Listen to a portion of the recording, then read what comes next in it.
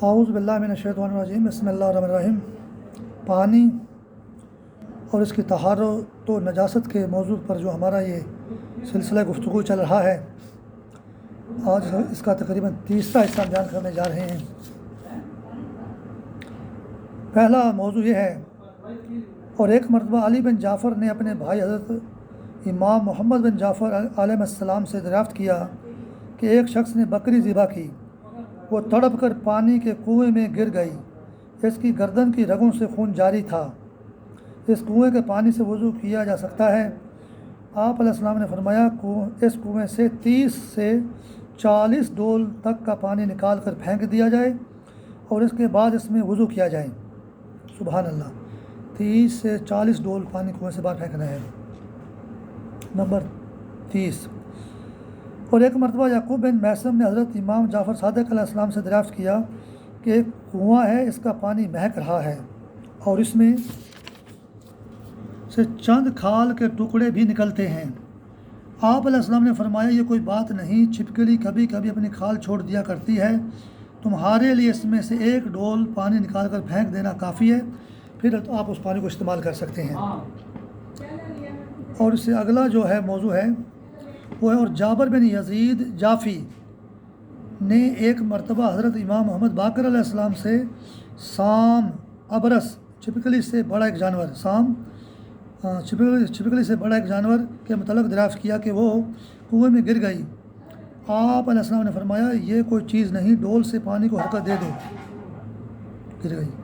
یہ کوئی چیز نہیں، ڈول سے پانی کو حرکت دے دو۔ پانی کو حرکت دینے کافی، ڈول لانے کا ضرورت بھی نہیں ہے۔ اور انہی جناب سے اگلا موضوع ہے، اور انہی جناب سے یعقوب بن میثم نے سام ابرس بڑی چھپکلی کے مانند ایک جانور کے متعلق دریافت کیا کہ ہم نے اسے کنویں میں ٹکڑے ٹکڑے پایا، تو آپ علیہ السلام نے فرمایا، تمہیں لازم ہے کہ اس میں سے 7 ڈول پانی کھینچ کر پھینک دو۔ راوی کا بیان ہے کہ میں نے عرض کیا، پھر اس سے دھوئے ہوئے لباس میں تو ہم نے نماز بھی پڑھی ہے تو کیا اس کو دھوئیں اور دوبارہ پھر سے نماز پڑھیں؟ آپ علیہ السلام نے فرمایا، نہیں۔ 33 نمبر ہمارا اگلا موضوع ہے، اور حضرت امام جعفر صادق علیہ السلام نے بیان فرمایا کہ شہر مدینہ کے اندر کوڑے خانے کے درمیان ایک کنواں تھا، جب ہوا چلتی تو کوڑا کرکٹ اڑ کر اس کنویں میں گر جاتا تھا، اور رسول اللہ محمد مصطفیٰ صلی اللہ علیہ وآلہ وسلم اسی کنویں کے پانی سے وضو فرما لیا کرتے تھے۔ یعنی ہوا چلتے ہوئے اگر کوڑا کرکٹ گر جائے اس میں کنویں میں تو پانی کو کچھ فرق نہیں پڑتا۔ 34 نمبر، اور ایک مرتبہ محمد بن مسلم نے حضرت امام محمد باقر علیہ السلام سے ایک ایسے کنویں کے متعلق دریافت کیا جس میں کوئی مردار چیز ہے، تو آپ علیہ السلام نے فرمایا، اگر اس میں بو پیدا ہو گئی ہے تو 20 ڈول پانی نکال کر پھینک دیا جائے گا۔ کوئی مردار چیز گر گیا اور اس میں بو پیدا ہو گئی ہے، اس کا ذائقہ تبدیل ہو گیا، تو 20 ڈول نکال کر پھینک دیا آپ جو ہے۔ 35 نمبر جی، اگر دویا ہمدانی نے ایک مرتبہ اگر نہیں جی لفظ یہ لفظ دویا ہے، دویا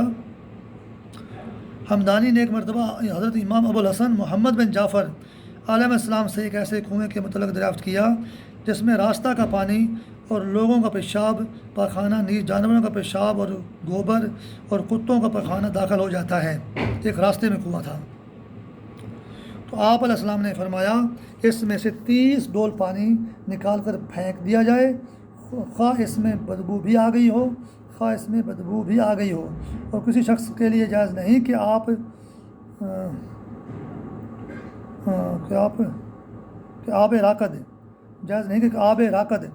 راکد کہتے ہیں ٹھہرا ہوا پانی، یعنی کنویں کا پانی بھی تو ٹھہرا ہوا پانی ہے،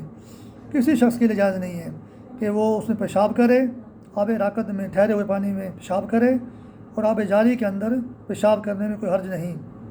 حالانکہ ہمیں بزرگوں نے یہ کہا ہے کہ آب جاری میں پیشاب نہ کریں، آپ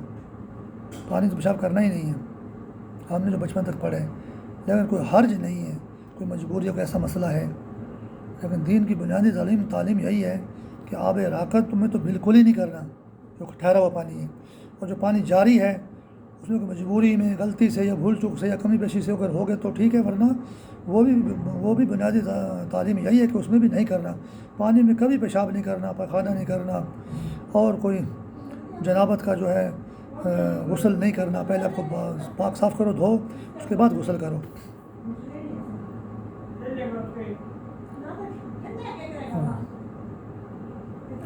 لیکن ڈر اس کا ہے کہ اس پر شیطان نہ سوار ہو جائے اور وہ آب راکد میں پیشاب بھی نہ کرنے لگے، اور روایت کی گئی ہے کہ آب راکد میں پیشاب کرنے سے نسیان، ضعف حافظہ پیدا ہو جاتا ہے، یعنی جو بندہ ٹھہرے ہوئے پانی میں پیشاب کرتا ہے اس کو نسیان ہو جاتا ہے، اس کا حافظہ کمزور ہو جاتا ہے۔ تو تمام مسلمانوں کو کوشش کرنی چاہیے کہ وہ آب راکد میں پیشاب نہ کریں اور آب جاری میں بھی نہ کریں،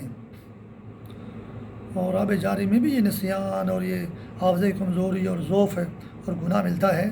مجبوری میں کہیں شاید جائز ہو جائے تو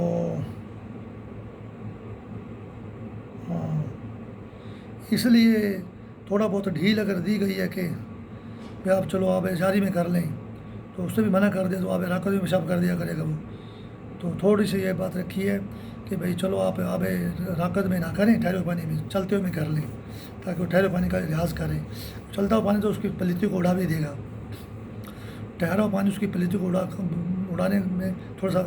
کمزور ہوگا، کیونکہ وہ پانی ٹھہرا ہوا ہے، تو لہٰذا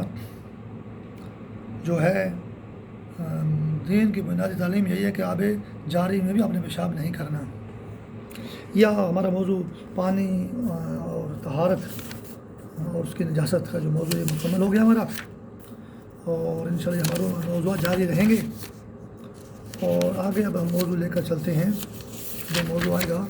پانی اور اس کی طہارت اور نجاست، یہ موضوع ہمارا پہلا تھا، یہ باب اول ہمارا مکمل ہو گیا ہے، ابھی باب دوم ہم شروع کرنے والے ہیں، اور اس سے پہلے ہم باب دوم دوسری ویڈیو میں شروع کریں گے۔ اور اگر آپ دینی مسائل کے بارے میں یا دینی آگاہی کے بارے میں اور جو دینی مسئلے جو ہیں ان میں اپنی معلومات بڑھانا چاہتے ہیں تو آپ میرے چینل کو سبسکرائب کر سکتے ہیں، اور ہر آنے والی نئی ویڈیو سے متصل رہیں، جڑے رہیں، تو انشاءاللہ تاریخی لحاظ سے، دینی لحاظ سے اور شرعی مسائل اور مسائل کے لحاظ سے آپ کے تمام جو ہے نا آپ کے جو ہے نا موضوعات جو ہے نا وہ خاطر خواہ معلومات سے بھرپور ہو جائیں گے انشاءاللہ۔